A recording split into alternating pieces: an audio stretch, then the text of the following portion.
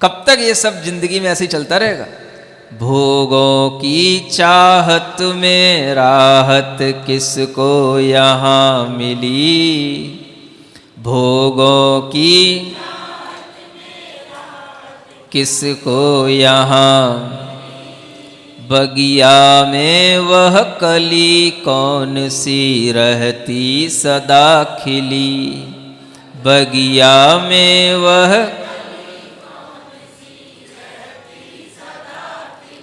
मानव जिसमें धसता जाता, मानव जिसमें जीवन वह खाई, कोई भी ना करे जिसे वो, अरिहंतों की प्रतिमाओं का ध्यान धरो भाई, कोई भी ना करे जिसे वो,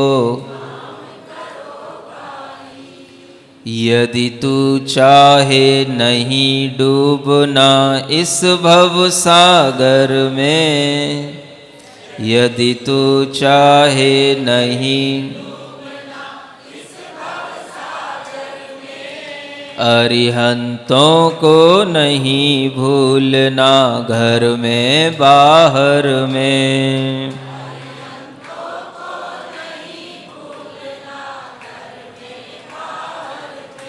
इसी नाम की रटना से तू, इसी नाम की प्रीत लगा भाई, कोई भी ना करे जिसे वो, अरिहंतों की प्रतिमाओं का ध्यान धरो भाई, कोई भी ना करे जिसे वो। देखो, ऐसे ही काम करने से आपके अंदर भी धर्म आता है और धर्म की प्रभावना भी होती है। जिन आचार्य शांति सागर जी महाराज के बारे में आप लोगों ने सुना है, वह आचार्य शांति सागर जी महाराज, जैसा कि अभी काव्य में बताया था, बिल्कुल इसी के अनुसार चलने वाले थे। कोई उनके अंदर लोकेशना नहीं थी। उनके कृत्य को, उनके किसी भी प्रकार की क्रिया को देख कर के लोग कुछ भी सोच लें, लेकिन उनके अंदर धर्म की प्रभावना का ही भाव रहता था। लोग धर्म को जाने, और धर्म को कब जाना जाएगा? जब मुनि मुद्रा का निर्वाह सही ढंग से होगा, तभी धर्म की रक्षा हो पाएगी। वह उस समय पर भी इसी ढंग से दिल्ली में आए होंगे, इसी ढंग से उनकी दिल्ली में चर्या हुई होगी, इसी ढंग से दिल्ली में उनका वह पूरा दैनंदिन जीवन का कार्यक्रम चलता होगा, जैसा कि वर्तमान में आप लोग आज देख रहे हो जो दिल्ली में हो रहा है। समझ में आ रहा है? जैसी चर्या आप आज देख रहे हो दिल्ली में, वही चर्या आचार्य शांति सागर जी महाराज की उस समय पर भी होगी। चाहे वो आहार की हो, चाहे निहार की हो, चाहे विहार की हो। क्या समझ आ रहा है? वैसी नहीं होगी जैसी तुम सोच रहे हो, वैसी होगी जैसा मैं सोच रहा हूँ। क्या समझ आ रहा है? अब ये सोच आपकी अलग है कि आप कहोगे महाराज आप अपने ढंग से सोच रहे हो, अपने ढंग से सोच रहे हैं। बताओ आप कैसी होगी? आप ही बोलो, कैसी होगी? उनका निहार, उनका आहार कैसा? जैसा आप बनाते हो वैसा कराते हो, वैसा सब कुछ है? जैसा आप सोचते हो ऐसा नहीं। वह हमेशा से ही वही निर्दोष चर्या का पालन करते आए, जैसा आगम में लिखा होता है। आगम में हर समिति का पालन करने के लिए जैसा ज्ञान दिया गया है, वैसा ही वो किया करते थे। और उनकी उस अपने जीवन में जो उन्होंने तप किया, जो चारित्र का पालन किया, जो उन्होंने मुनि धर्म अंगीकार किया, उस समय पर भी देखो एक अलग तरीके के माहौल रहा करते थे। अब आजकल जो चातुर्मास के माहौल होते हैं वो अलग होते हैं, पहले जो माहौल हुआ करते थे अलग हुआ करते थे। एक बात बता दें आपको, बता दें, उनके लिए जब वो अपने दक्षिण भारत में रहते थे, वहां पर पास पास में गांव हैं, 3-3 किलोमीटर, 4-4, 5-5 किलोमीटर पर बहुत गांव हैं और वहाँ पे अच्छी अच्छी समाज हैं। अब उनका एक चातुर्मास का समय आया, तो चातुर्मास के टाइम पर एक दूसरे गांव के लोग उनका चातुर्मास कराना चाह रहे हैं और महाराज कुछ बोल नहीं रहे कि हमें चातुर्मास कहाँ करना है। सुन रहे हो? देखो कुछ बातें ऐसी होती हैं केवल अपने लिए उन व्यक्ति के चरित्र को और उन व्यक्ति की उस प्रभावना को बताने के लिए होती हैं। समझ आ रहा है? उसको मेरे ऊपर लागू मत करना तुम। उनके लिए एक क्या घटना घटी कि पास में एक गांव था और उस गांव में श्रावक थे। वो श्रावक उनके लिए बार बार निवेदन करने आ रहे थे, महाराज कुछ बता नहीं रहे थे और कुछ बोल नहीं रहे थे। तो एक दिन एक श्रावक के मन में क्या समझ में आया कि उसने क्या किया कि जब महाराज सामायिक कर रहे थे तो महाराज को अपने सिर पे उठा के सुन रहे हो? हाँ, और वो अपने गांव में ले गया। उस गांव का नाम था नसलापुर। काकनौली से वो नसलापुर गांव में ले गया। वो समझ आ रहा? और उस समय पर उन मुनि महाराज को वह चातुर्मास उसी नसलापुर गांव में ही करना पड़ा। ये बात है, समझ में आ रहा है? मतलब उस समय की नई नई बात है। जब 1919 में उन्होंने दीक्षा ही ली थी, 1921 का जो चातुर्मास हुआ था वो चातुर्मास उनका इसी तरह से हुआ था। समझ में आ रहा है? हाँ। अब वो जो आदमी था वो भी इतना ही बलिष्ठ होगा। जब ये दूसरे को उठा के लाते थे तो इनको भी कोई उठा के ले गया, है ना? तो वो भी कितना बलिष्ठ होगा। उसका नाम था भीमसा। क्या नाम था? भीमसा। तो वो इनकी सेवा में लगा रहता था। जब श्रावक लोग दर्शन करने आते थे तो पूछते थे, महाराज आपने यहाँ चातुर्मास क्यों कर लिया? तो वो कहते थे थोड़ी सी विनोद भावना से, बोले देखो ये यमराज बैठा है, ये चातुर्मास करवा रहा है। तो इस तरीके से भी होता था। सुन रहे हो? इसलिए मैंने पहले से ही कहा कि वो तरीका मेरे ऊपर नहीं अपनाना, मॉडल टाउन वालों। ये भी एक घटना है जो ध्यान में रखने योग्य है कि ऐसे भी होता था, हुआ है। समझ में आ रहा है? तो देखो ये सब सहज भावना की बातें हैं, है ना? श्रावक की भी अति भक्ति की बात है और मुनि महाराज के लिए भी उस समय पर हाँ जैसा हो जाता था वैसा हो जाता था। आज का समय कितना आगे बढ़ रहा है, कितने तरीके की व्यवस्थाएं, कितनी प्रभावनाएं और कितनी चीज़ें होती हैं, तब चतुर्मास होते हैं। और पहले जो है बड़े सहज भाव में, जहाँ महाराज रुक गए, जहाँ महाराज को कोई ले गया, कुछ भी हो गया, अपने आप सब हो जाता था। लेकिन फिर भी इतना ज़रूर कहेंगे कि वर्तमान में प्रभावना इस रूप में तो श्रावक के अंदर बढ़ी है कि हर श्रावक ये चाहता है कि हमें मुनि महाराज के माध्यम से धर्म का लाभ अधिक से अधिक मिले। ये भावनाएं जो पहले एक तरीके से उत्तर भारत में मर चुकी थीं, मुनि महाराज का एक तरीके से अभाव ही था, उस चीज़ को आचार्य शांति सागर जी महाराज ने आगे बढ़ाया। फिर उसके बाद में उनके शिष्य हुए आचार्य वीर सागर जी महाराज, आचार्य शिव सागर जी महाराज, और फिर उन्हीं की परंपरा में आचार्य ज्ञान सागर जी महाराज और फिर आचार्य गुरुदेव। इनके माध्यम से जो ये परंपरा चली आ रही है, ये सब वही परंपरा है जिसका मैं यहाँ वर्णन कर रहा हूँ, जिसमें कोई लोकेशना नहीं है और ये लोकोत्तर परंपरा कहलाती है। माने हमेशा मोक्ष की जिसके अंदर भावना रहती है। परलोक का मतलब होता है सिद्ध लोक। मोक्ष की जिसके अंदर भावना रहती है, ऐसे गुरु को लोकोत्तर गुरु कहा जाता है, अलौकिक गुरु कहा जाता है, जो लोगों के बीच में रह कर के भी उन्हें सम्यक दर्शन, ज्ञान और चारित्र का पाठ पढ़ा करके उन्हें उस मोक्ष मार्ग पर लगा देते हैं जिस मोक्ष मार्ग से यह जीव अनादिकाल से अनभिज्ञ बना रहता है।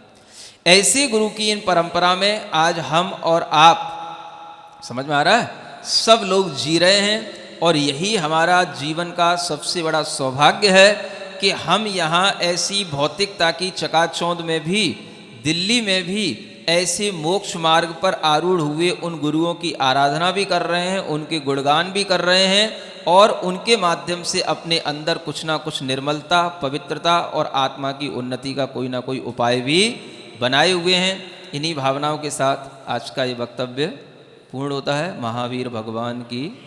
मंगलम भगवान वीरो मंगलम गौतमो गणी मंगलम कुंद कुंदार्यो जैन धर्मोस्तु मंगलम।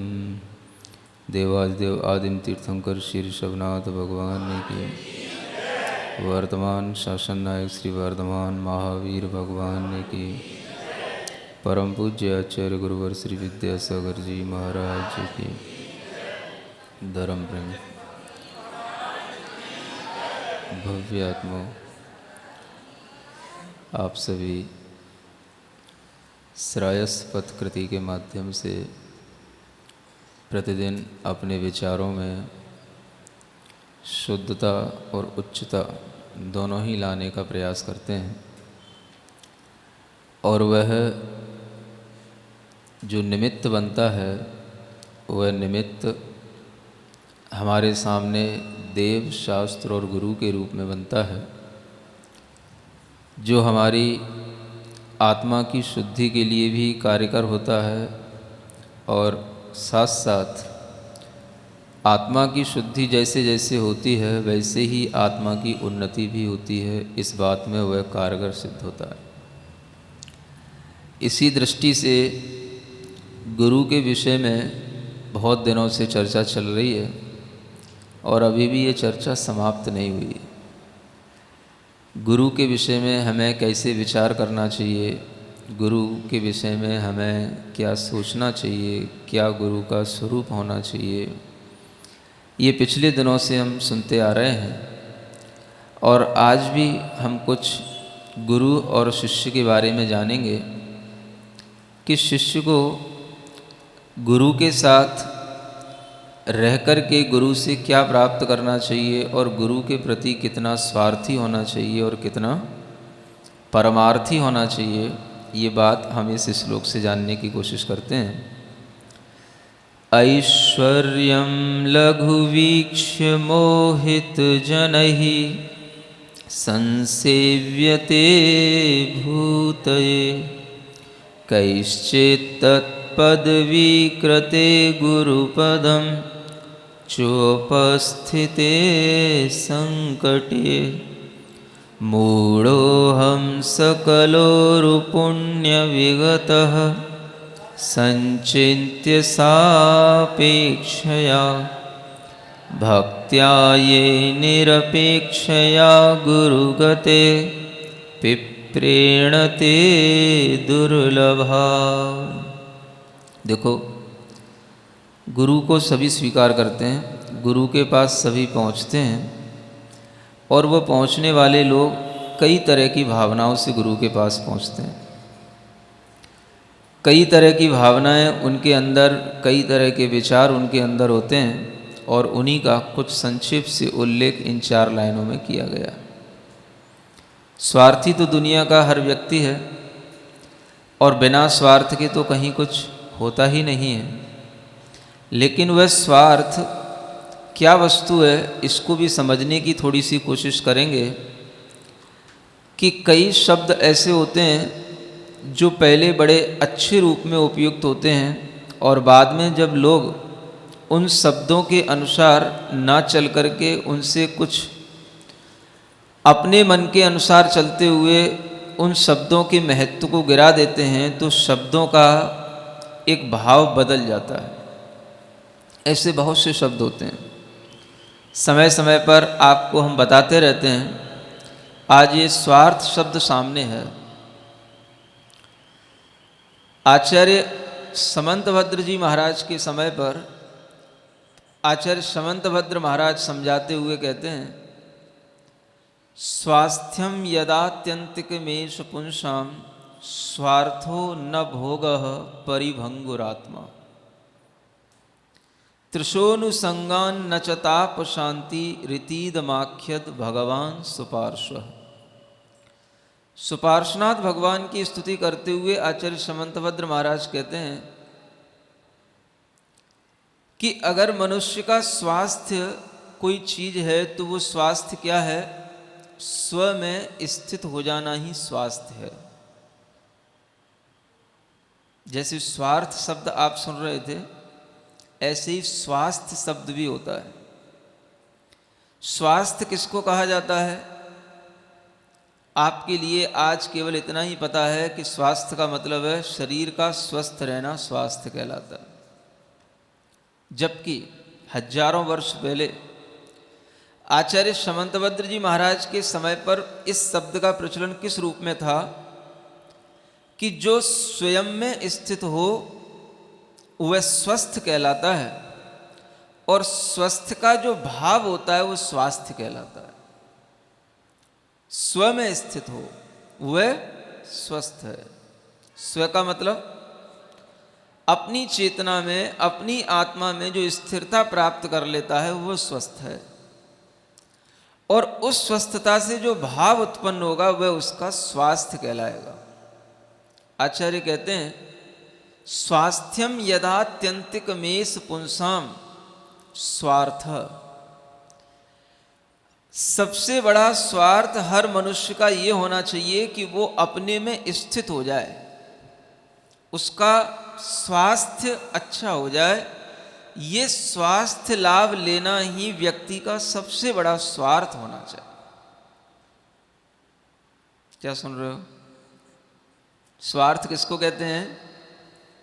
जिससे हम स्व में स्थित होकर के अपने स्वकीय भाव का ही आनंद लें, और स्व में स्थित होने पर जो हमें आत्मा की आनंद की अनुभूति हो वही हमारा स्वास्थ्य है, और वह स्वास्थ्य ही वास्तव में पुरुषों का, हर आत्माओं का स्वार्थ कहलाता है। आप स्वार्थी बनना चाहते हो तो इस सेंस में बनो। क्या कह रहे हैं आचार्य समंतभद्र जी महाराज? उनके अनुसार स्वार्थी बनो, वही आपके लिए स्व अर्थ होगा। स्वार्थ का अर्थ क्या होता है? अपना अर्थ माने अपनी वस्तु। सुन रहे हो? अपनी वस्तु हमें मिल जाए,